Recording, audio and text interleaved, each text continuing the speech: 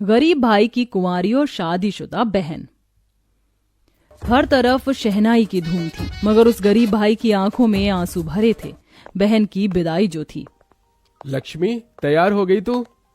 लक्ष्मी को दुल्हन के रूप में देखकर उस भाई की आंखें डबडबा गईं।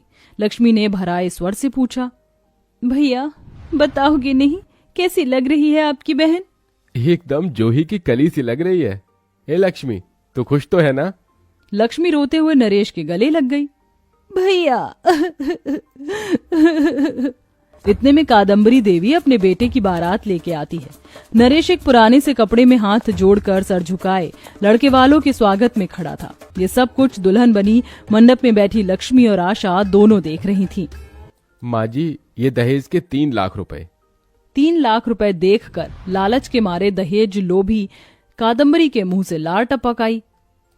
लाओ लाओ लाओ, बाकी का दहेज का सामान कहाँ है? राज तो तुम्हारी बहन को ही करना है।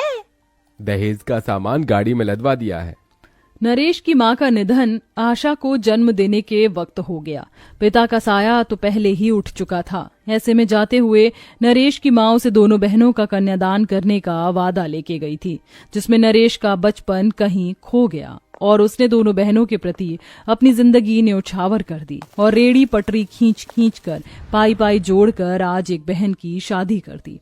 पर बहन की विदाई के वक्त अपने आंसू को रोक ना सका।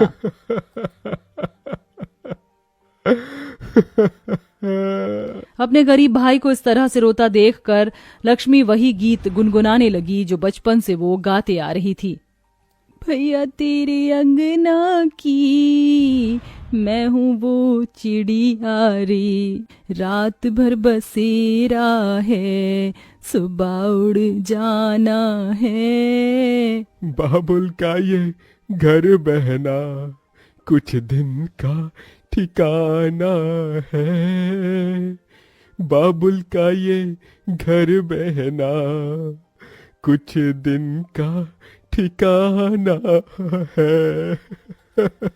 लक्ष्मी विदा होकर ससुराल चली आई और अपने गरीब आंगन में बैठा नरेश कहता है, माँ देख, माँ तेरे नरेश ने अपनी एक जिम्मेदारी को निभा दिया।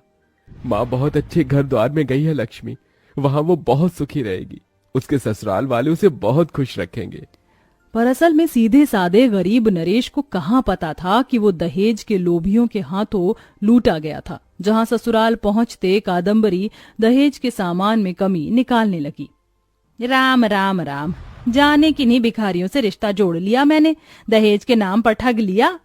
अरे माँ, कहाँ शादी कर दी मेरी? 4 बर्तन देकर अपनी गरीब बहन को हमारे माथे चढ़ दिया है उस निकम्मे नरेश ने।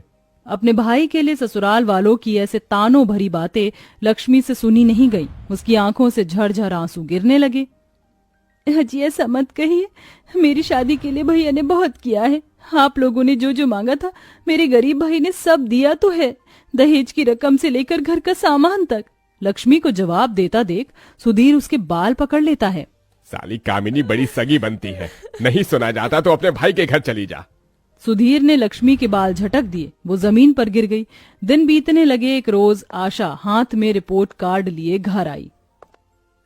भैया भैया भैया, आज मैं बहुत खुश हूँ, मैंने फर्स्ट क्लास से 12वीं पास की है। ये सुनकर गरीब नरेश की आंखें नम हो गई। ये क्या भैया, आप रो रहे हैं?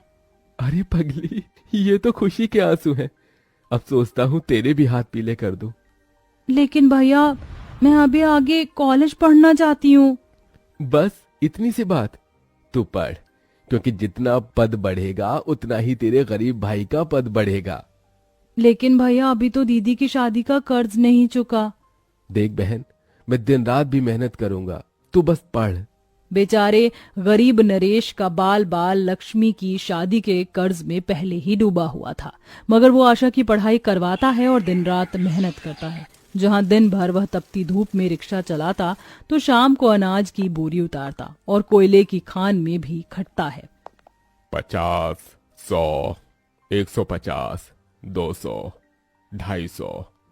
ये ले नरेश बेटा, आज तूने पूरे 25 बोरियां उठाई हैं अनाज की। ये तेरे 250 रुपए। बहुत बहुत शुक्रिया काका। सिमोन काका, मेरे लायक कोई और काम हो तो बताना। नरेश बेटा, पहले ही तू जरूरत से ज्यादा काम कर रहा है। चेहरा देख, अपना शरीर भी कमजोर सा हो गया है तेरा, थोड़ा आराम कर ले। काका, लक्ष्मी तो अपने ससुराल में खुश है। एक बार आशा भी पढ़ लिख जाए तो उसकी भी शादी कर दूं, फिर आराम ही करना है मुझे। भगवान तुझ जैसा भाई हर बहन को दे बेटा।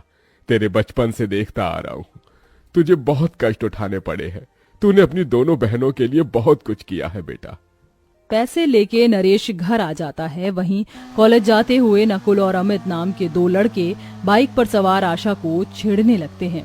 आजा मेरी गाड़ी में बैठ जा, आजा मेरी गाड़ी में बैठ जा।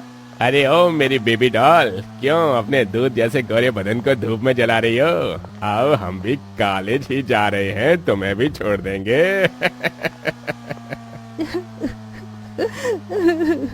आशा रोते हुए जल्दी जल्दी भागने लगती है। तभी रिक्शा लेकर आते हुए नरेश उन्हें देख लेता है और बौखलाकर उन्हें मारने लगता है।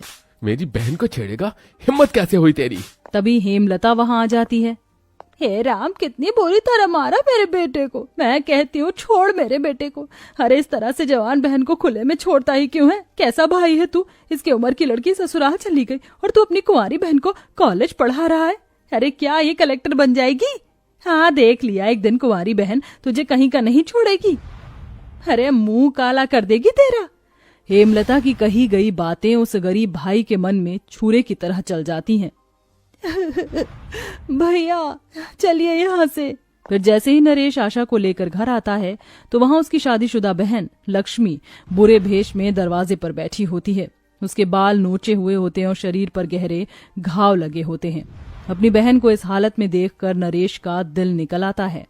लक्ष्मी, मेरी बहन, तू इस हाल में किसने किया ये? तभी लक्ष्मी अपने ससुराल वालों के किए अत्याचारों को याद कर भाई के गले लगकर फूट फूट कर रोने लगती है। भैया, मेरे ससुराल वाले बहुत अत्याचारी हैं भैया। वो घर नहीं, नरक है भैया। मैं बात करूंगा उनसे। लक्ष्मी, वो मेरी बहन के साथ ऐसा कैसे कर सकते हैं? अगले दिन नरेश अपनी दोनों बहनों के साथ लक्ष्मी के ससुराल के द्वार पर आता है। नमस्ते माँ जी।